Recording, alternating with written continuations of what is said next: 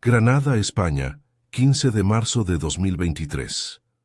El barrio del Albaicín despertaba con el aroma a té de menta y el murmullo de conversaciones en árabe que se filtraban desde las ventanas entreabiertas. Entre las estrechas callejuelas de adoquines gastados por siglos de historia, Yasmín Hassan Mohamed caminaba con dificultad hacia la universidad, su vientre de 8 meses de embarazo, haciendo que cada paso fuera un esfuerzo considerable. A los 22 años, esta joven marroquí había logrado lo que muchos en su situación consideraban imposible: estudiar trabajo social en la Universidad de Granada mientras esperaba su primer hijo. Sin documentos legales que respaldaran su estancia en España, Yasmín había encontrado en los libros y en su determinación inquebrantable una forma de construir un futuro mejor para ella y el bebé que estaba por nacer. La mañana del 15 de marzo transcurrió con normalidad. Yasmín asistió a sus clases habituales, participó en los debates sobre políticas sociales y permaneció en la biblioteca hasta las 5 de la tarde preparando su tesis de fin de carrera. Sus compañeros la recuerdan como una estudiante excepcional, siempre dispuesta a ayudar a otros y con una sonrisa cálida que iluminaba incluso los días más grises del invierno granadino.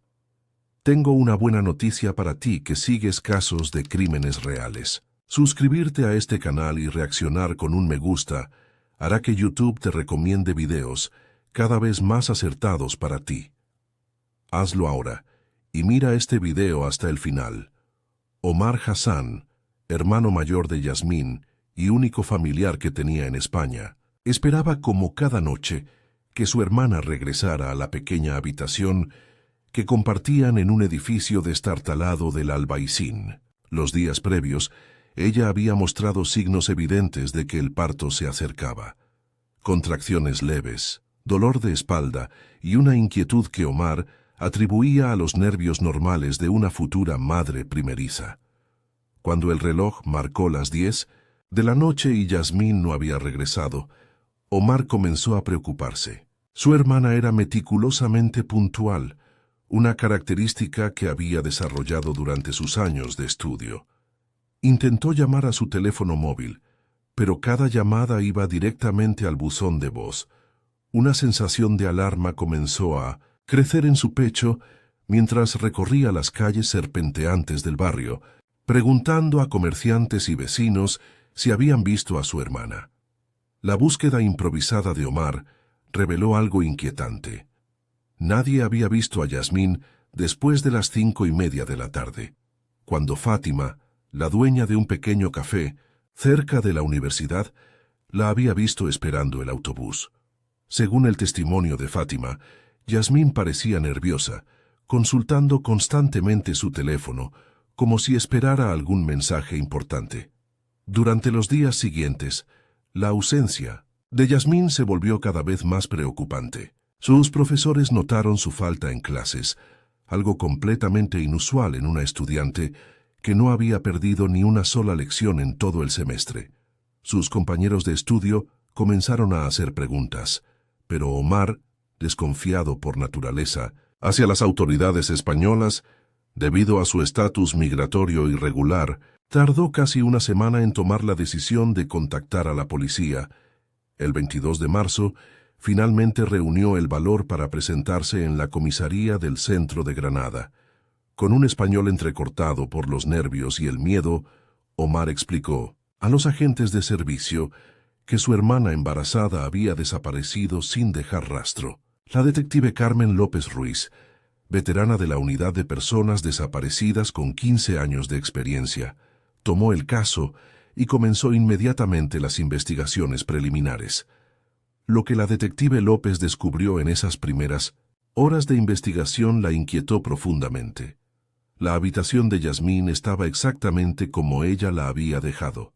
Su mochila de estudiante sobre la mesa, libros abiertos en páginas específicas, ropa preparada para el día siguiente, cuidadosamente doblada sobre la única silla del cuarto. Su teléfono móvil había sido localizado por última vez cerca de una clínica médica privada en las afueras de Granada, un detalle que marcaría el rumbo de toda la investigación. En los primeros días de la investigación oficial, la detective Carmen López Ruiz se enfrentó a un desafío particular: rastrear los movimientos de una persona sin documentos legales en un barrio donde muchos residentes desconfiaban de las autoridades. Sus 20 años de experiencia en casos similares le habían enseñado que las desapariciones de inmigrantes irregulares solían involucrar circunstancias especialmente complejas. El análisis de las grabaciones de las cámaras de seguridad de la zona universitaria reveló a Yasmín abordando el autobús número 33 a las 17:42 del 15 de marzo. Las imágenes mostraban a una mujer visiblemente embarazada, cargando una pequeña carpeta y consultando frecuentemente su teléfono móvil. Su destino, según los registros de la empresa de transporte público, era una parada cercana a la Clínica San Rafael, un centro médico privado especializado en ginecología y obstetricia. Omar proporcionó una información crucial. Yasmín había mencionado días antes haber recibido una llamada de una clínica que ofrecía servicios gratuitos de control prenatal para mujeres sin seguro médico. La propuesta había parecido un regalo del cielo para una joven que no había podido permitirse controles médicos regulares durante su embarazo. La clínica, supuestamente, también ofrecía asistencia para el parto sin hacer preguntas sobre el estatus migratorio de las pacientes. La detective López decidió visitar la Clínica San Rafael, ubicada en un edificio moderno pero discreto en las afueras de Granada.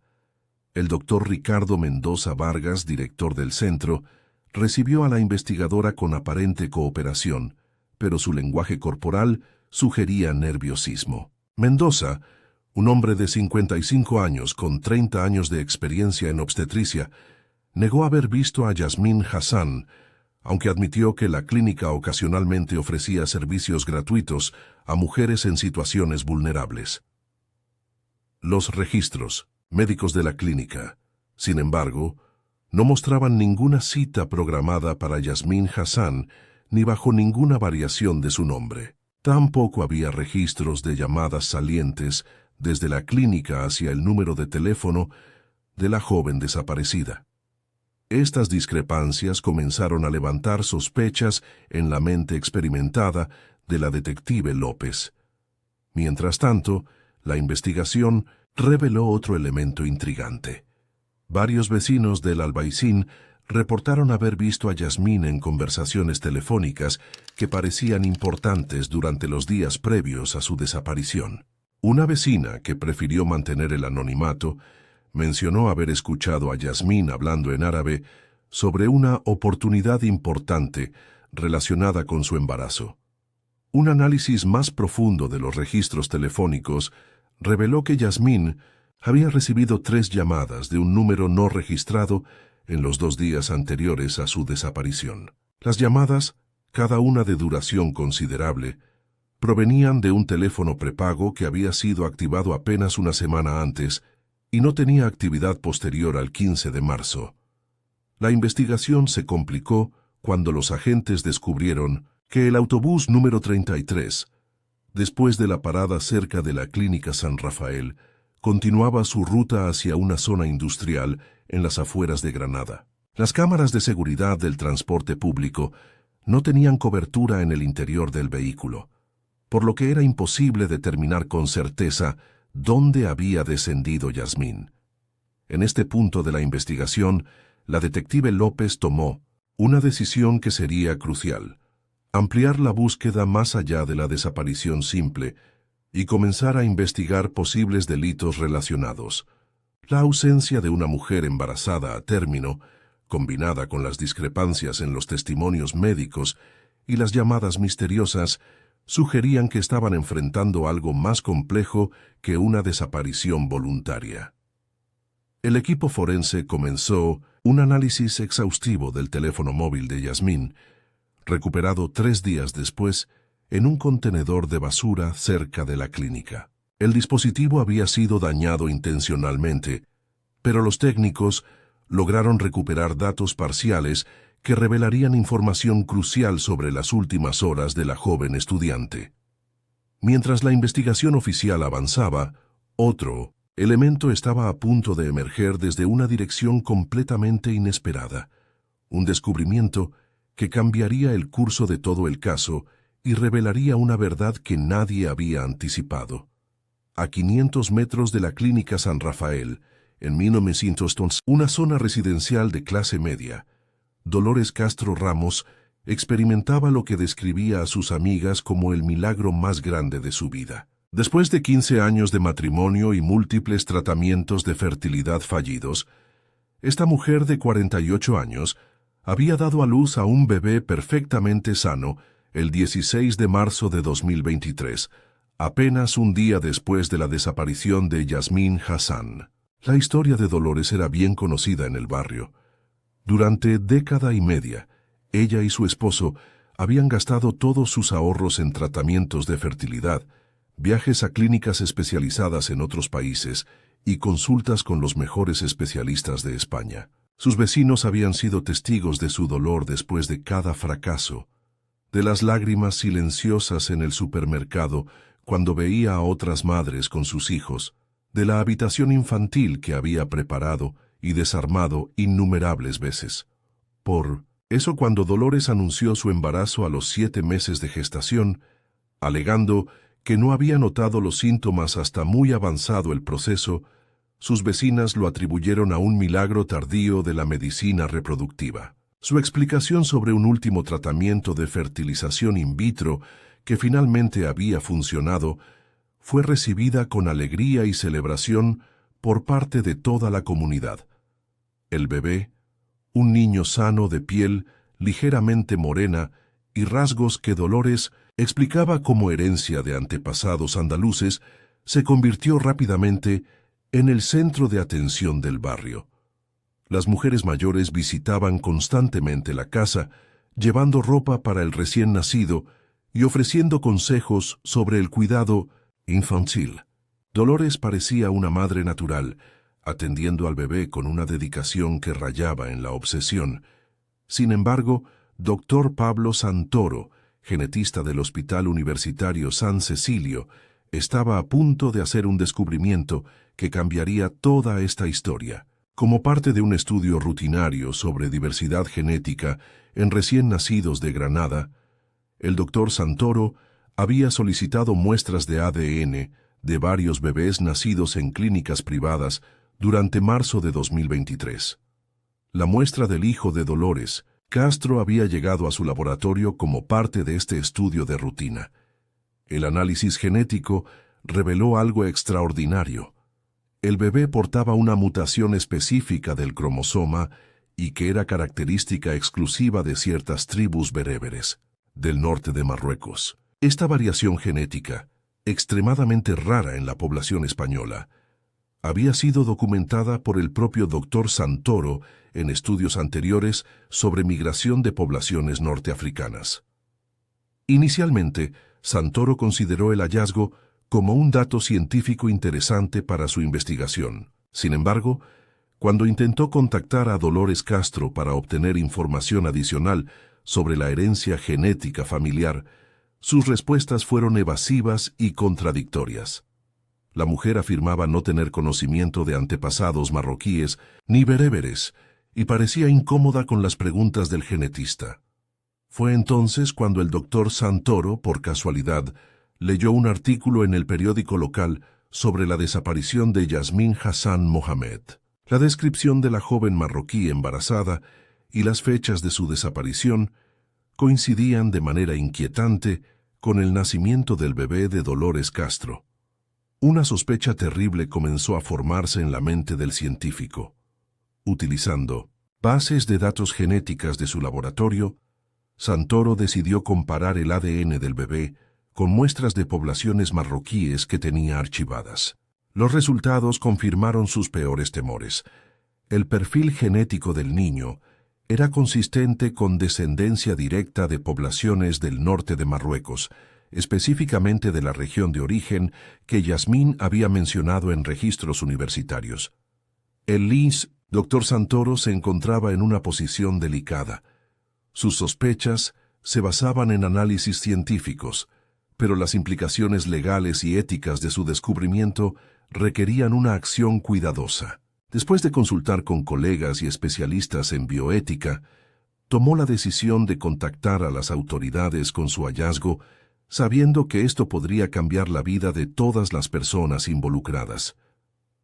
La llamada del doctor Santoro llegó a la oficina de la detective López el 28 de marzo, 13 días después de la desaparición de Yasmín. La información proporcionada por el genetista añadió una dimensión completamente nueva al caso, transformando una investigación por desaparición en una posible investigación por secuestro y homicidio relacionado con tráfico de menores.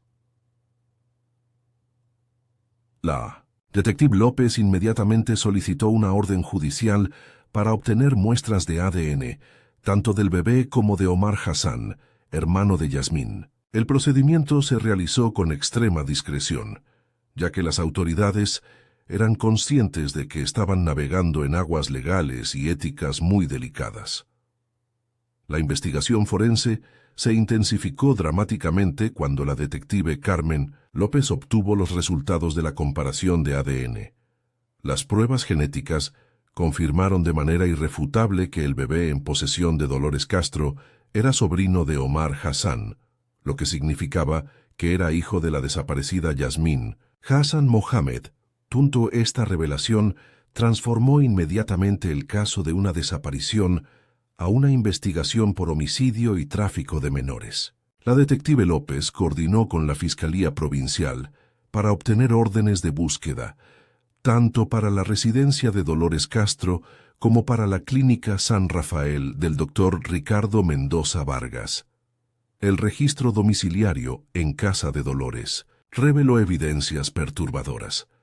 Los investigadores encontraron recibos de compras de artículos para bebés fechados 2 meses antes del supuesto nacimiento, contradiciendo su historia de un embarazo no detectado hasta etapas tardías. Más alarmante aún, los registros médicos de Dolores no mostraban evidencia de embarazo reciente, controles prenatales o atención obstétrica durante los meses previos al supuesto parto.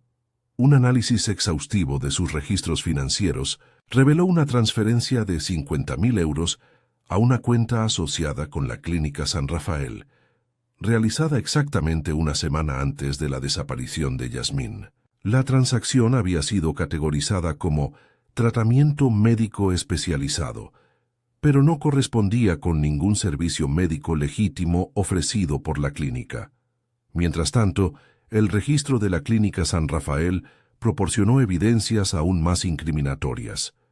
En el sótano del edificio, los investigadores encontraron un horno crematorio industrial que había sido utilizado recientemente. El análisis forense de las cenizas reveló fragmentos óseos humanos y trazas de ADN que coincidían con Yasmín. Los archivos digitales de la clínica, recuperados por especialistas en criminalística e informática, contenían registros encriptados de al menos 4 transacciones similares durante los últimos 2 años. Cada registro seguía el mismo patrón: mujeres embarazadas vulnerables, principalmente inmigrantes sin documentos, contactadas a través de ofertas de atención médica gratuita. El doctor Mendoza había desarrollado un sistema meticuloso para estos crímenes. Utilizaba una red de informantes en comunidades de inmigrantes para identificar mujeres embarazadas desesperadas por atención médica. Las víctimas eran atraídas a la clínica con promesas de atención gratuita y posteriormente eliminadas después de que sus bebés fueran extraídos quirúrgicamente. Los registros médicos falsos encontrados en la clínica revelaron que Mendoza había perfeccionado la técnica de cesárea de emergencia, seguida de eliminación de evidencias. Los bebés eran posteriormente entregados a parejas que pagaban sumas sustanciales por adopciones discretas, sin preguntas legales. El análisis de comunicaciones digitales reveló una red oscura donde Dolores había contactado inicialmente al Dr. Mendoza a través de foros encriptados dedicados a adopciones irregulares. Sus mensajes mostraban una desesperación creciente, después de años de tratamientos fallidos de fertilidad y una obsesión peligrosa por obtener un bebé por cualquier medio necesario. La correspondencia entre Dolores y Mendoza, recuperada de servidores seguros, detallaba el plan específico para Yasmín. El doctor había identificado a la joven marroquí como una candidata ideal, debido a su vulnerabilidad como inmigrante sin documentos y su aislamiento social relativo. La estudiante había sido vigilada durante semanas antes del crimen. Los investigadores también descubrieron que Mendoza mantenía contactos con una red más amplia de criminales especializados en tráfico de menores que operaba a nivel internacional. La Clínica San Rafael era apenas uno de varios centros utilizados para este tipo de crímenes en diferentes provincias españolas. Evidencias adicionales revelaron que Dolores había preparado meticulosamente su coartada, creando una historia elaborada sobre un embarazo tardío detectado y documentando falsamente síntomas y consultas médicas. Había incluso contratado actrices para que se hicieran pasar por amigas que habían sido testigos de su supuesto embarazo. El análisis toxicológico de los restos óseos de Yasmín reveló niveles letales de anestésicos y sedantes, confirmando que la joven había sido asesinada durante un procedimiento médico clandestino. Los registros de la clínica mostraban que el crimen había sido ejecutado la noche del 15 de marzo, pocas horas después de que Yasmín llegara al centro médico. La investigación también reveló el destino de las otras víctimas identificadas. En los archivos de Mendoza, los restos de 3 mujeres adicionales fueron localizados en diferentes ubicaciones, todas siguiendo el mismo patrón de madres vulnerables asesinadas para extraer sus bebés. La revelación de la red criminal sacudió no solo a Granada, sino a toda España, exponiendo las vulnerabilidades extremas que enfrentan las mujeres inmigrantes sin documentos y cómo estas vulnerabilidades pueden ser explotadas por depredadores que se aprovechan de la desesperación humana en múltiples formas. El juicio que siguió atrajo atención nacional e internacional. La Fiscalía presentó un caso meticulosamente construido que reveló no solo el crimen específico contra Yasmín Hassan, sino toda la red de tráfico de menores que había operado durante años bajo la fachada de servicios médicos legítimos. Dolores Castro Ramos enfrentó cargos por homicidio, conspiración para cometer asesinato, tráfico de menores y asociación criminal. Durante el proceso judicial, su defensa intentó argumentar que su desesperación por ser madre había nublado su juicio, pero las evidencias mostraron una planificación cuidadosa y consciente del crimen. El testimonio más impactante vino del psiquiatra Dr. Pablo Santoro, cuyo análisis genético había sido crucial para resolver el caso. Su explicación científica sobre cómo la genética había desenmascarado el crimen fascinó al jurado y demostró cómo la ciencia moderna puede servir como herramienta de justicia.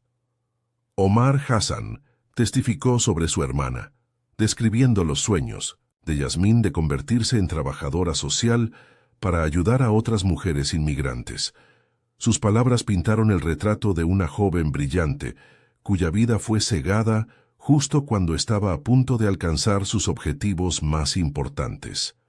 El doctor Ricardo Mendoza Vargas fue condenado a 30 años de prisión por múltiples cargos de homicidio, tráfico de menores y dirigir una organización criminal. El juez destacó la gravedad de utilizar conocimientos médicos para explotar a las personas más vulnerables de la sociedad.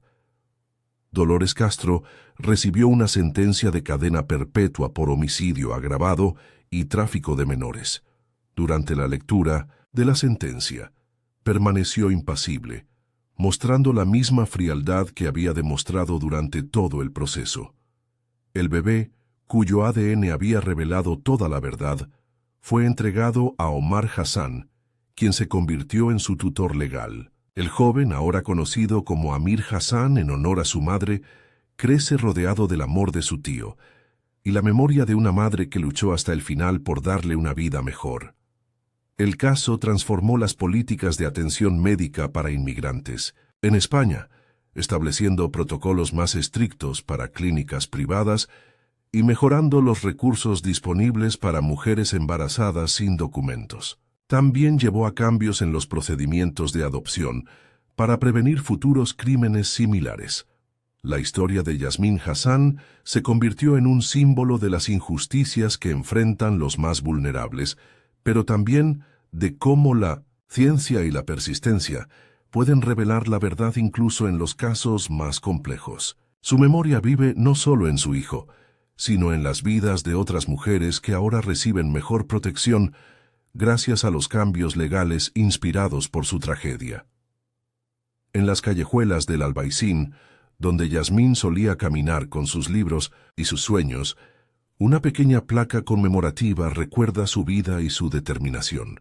Los estudiantes de trabajo social de la Universidad de Granada ahora pueden solicitar la beca Yasmine Hassan, establecida para apoyar a estudiantes inmigrantes que, como ella, buscan construir un futuro mejor a través de la educación. Historia terminada. Pero la discusión apenas comienza. ¿Cómo podemos proteger mejor a los más vulnerables de nuestra sociedad? Esperamos tus comentarios mientras preparamos el siguiente episodio con otro caso igualmente impactante.